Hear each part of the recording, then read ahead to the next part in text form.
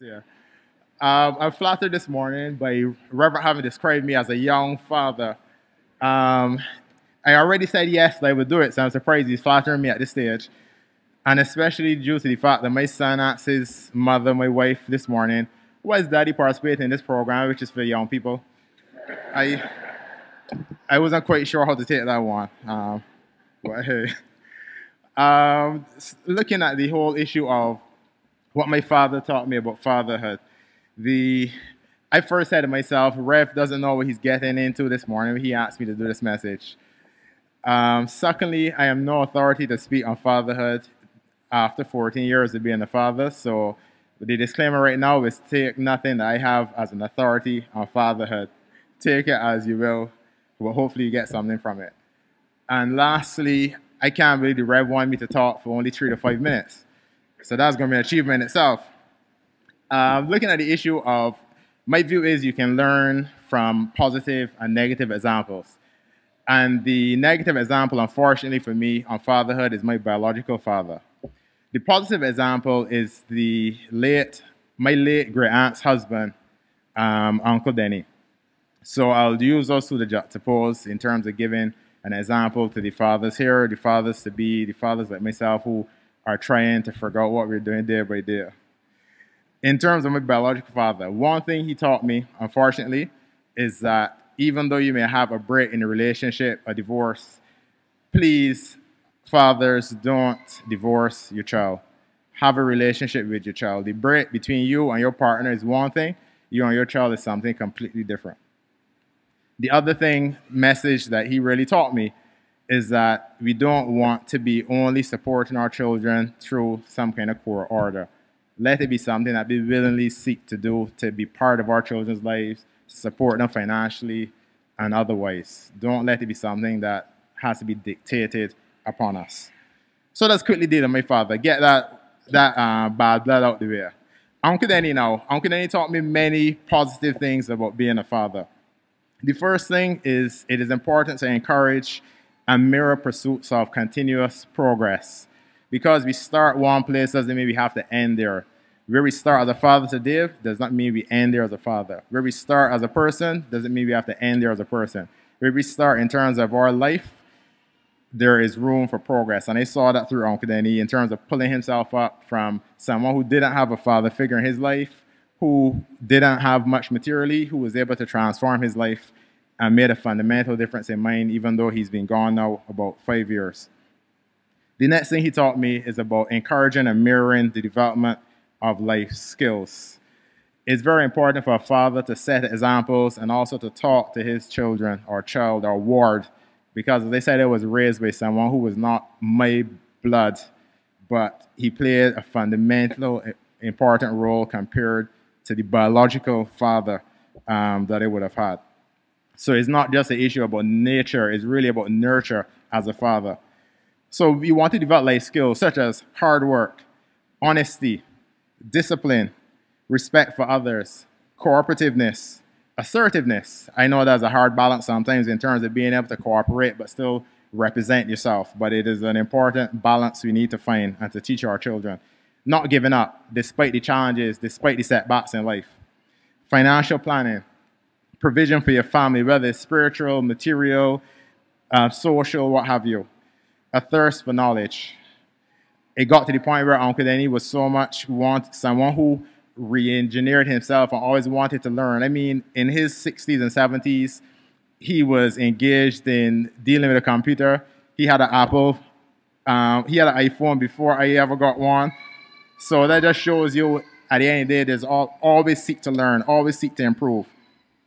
Adapting to changing times, good hygiene, deportment. So let us teach our kids things that can help them continue on in life well beyond when we are no longer here. Another thing he taught me about doing is building fond memories through family activities and being active in the milestones of your child's life. I remember Uncle Denny, at one point he was overseas for 16 years living. And every point where we went into a new education institution, Uncle Denny made sure he was back in Barbados to be there with me. I think he only probably stopped by the time I got to my master's and he said, well, hey, I don't probably need to be there on the first day, but That was something which touched me, to know that regardless of where he was in this world, if I went into secondary school, went into university, whatever, he was there with those memories. And we talk about the whole issue of living on, eternity and eternal life and what have you. But we live on in the minds, the memories, and the hearts of our loved ones. So make sure that you live eternally through the children, the words that you influence. And we should really teach by sharing examples. At the end of the day, it's not about just saying what I say, but it is about teaching our children by the example. It's an ongoing process. No one is perfect, but let us try to teach them through examples. In terms of ongoing challenges, supporting and wanting the best for your child without being overly demanding or critical. I learned that very importantly from Uncle Danny, because at times growing up, I felt he was too tough, too demanding. It was never good enough. This grade was never good enough. This thing was never good enough. But now I'm a father. I really appreciate and understand the awesomeness of the hopes that you have for your children, and that sometimes there's a challenge in trying to get them to be their best selves and not seeming like we're overly tough on them. And up to now, I'm still fighting with that balance with my own son.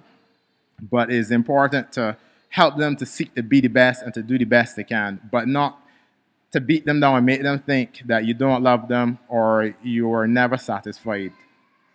It's about helping your child become self-sufficient, mentally strong, resilient, productive, and happy over time. Because ultimately, we really want our children to be better than ourselves. I want my son to be happier, to be more fulfilled, to be more productive, to be a better man than I am. So it is about how can we help shape the next generation of progress. And it's about recognizing that sometimes your dream for your child is not their dream.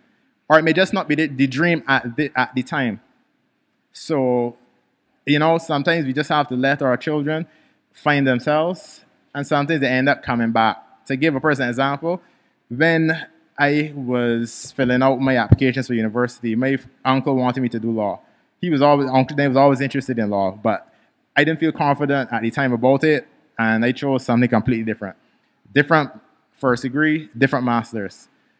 Eventually, I got back to doing law, and sometimes you never know where life leads you. So just have faith in your children that God will help them through your guidance, through the support of others, to find their path, whether it is the one you anticipate for them or it is another one. And lessons and ultimate hope. As I wrap up, I don't know in terms of the 5-minute thing, Rev. We need to find ways to forgive and or at least gain peace with your past. That took me a while. There was a time where honestly I hated my father. But I remember at one point I was saying my Lord's Prayer and the whole issue of forgive us as we forgive others. And I said to myself, I don't want to not have a hope of eternal life by hating someone who really isn't worth it, to be honest. And at that point, I decided, you know what? I need to get the hate out of my system. And it has effects on you. I mean, the whole issue of even getting married, and that's another conversation. But all these things as fathers, you have impacts upon your children that you really don't know. So it is about trying to live with the past and deal with the past productively, and to be able to create your best self and a legacy for your child going forward. Despite our human deficiencies and imperfections, we need to realize that we should leave a positive legacy in our children. Let them be how we live on when we are no longer here. And at the end of the day, I've also realized through Uncle Danny that sometimes the efforts of a father are really not truly appreciated until they leave these mortal shores. So I hope when I'm no longer here, that at least Ethan would say, Daddy tried to help me to be the best that I could be, and at least would have some fond memories of what I tried to do in the midst of my imperfections, in the midst of my challenges, and learning each day. So fathers, especially those here now with the little ones, I wish you all the best, and those who are also traveling this journey with me, just keep on walking, brothers. Blessings.